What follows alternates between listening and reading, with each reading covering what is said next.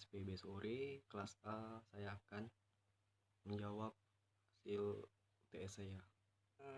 Sebutkan dan jelaskan kekuatan kelemahan sistem sosialis. Kelebihan dari sistem sosialis yaitu pemerintah harus bertanggung jawab sepenuhnya terhadap suatu perekonomian. Dimaksud dengan bertanggung jawab suatu perekonomian berarti pemerintah itu harus mengatasi masalah-masalah yang ada di perekonomian, menjaga nilai mata uang agar stabil dan pembangunan merata.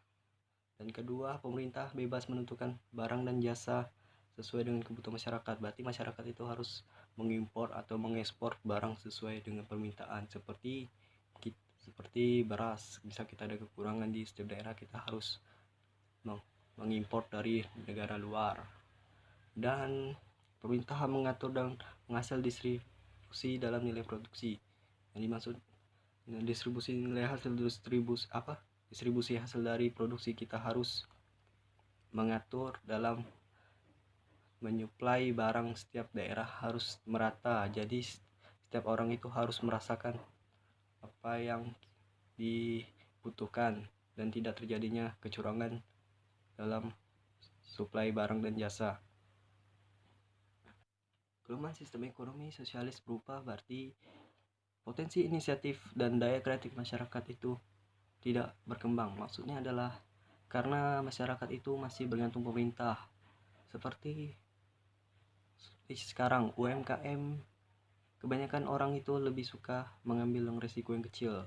Jadi dia itu berjualan kecil-kecilan tetapi tidak mengembangkan bisa sampai mengekspor ke luar negara, atau contohnya seperti kecilnya mengekspor barang keluar daerah. Jadi dia itu main di sekitarnya. Soal berikutnya berarti sebutkan dan jelaskan perbedaan antara sosialisme dan komunisme.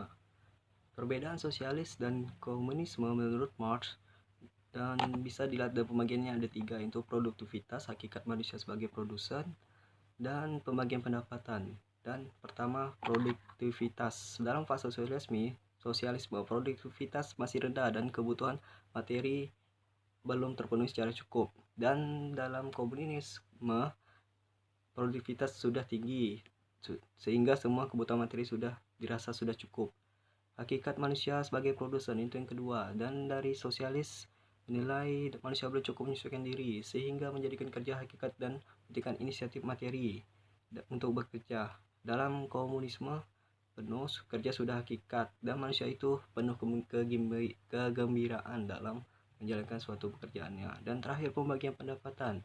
Pendapatan dalam fase sosialisme prinsipnya dari masing-masing sesuai dengan kemampuannya kepada masing-masing pekerjaan. Jadi dia itu sudah melakukan pekerjaannya sesuai keinginan. Seperti dia itu menjadi guru, dia pekerjaannya sebagai guru mengajar dan tidak ada sangkut pautnya dengan yang lainnya. Dan komunisme prinsipnya di masing-masing menurutnya kemampuan itu sesuai dengan kebutuhannya. Berarti dia itu pekerjaannya seperti dia itu mengajar, jadi dia itu harus menjadi guru sesuai yang diinginkannya. Soal selanjutnya saya akan menjawab tentang bagaimana mengatasi kelemahan-kelemahan yang terjadi pada sistem sosialis.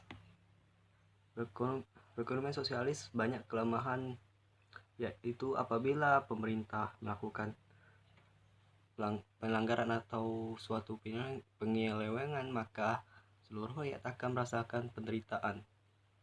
Yang tersebut dikarenakan hak kepemilikan dalam sosialis merupakan kepemilikan secara kolektif.